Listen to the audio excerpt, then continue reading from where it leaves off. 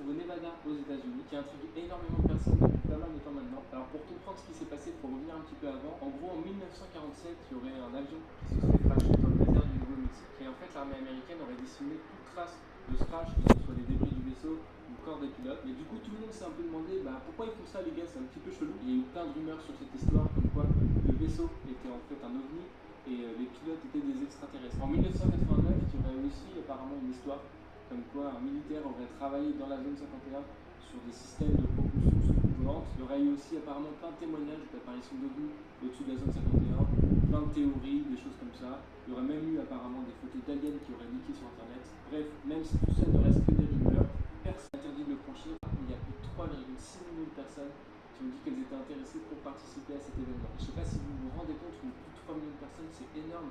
Et du coup, moi de mon côté, je me suis demandé, est-ce que les gens vont réellement se déplacer le 20 septembre pour en...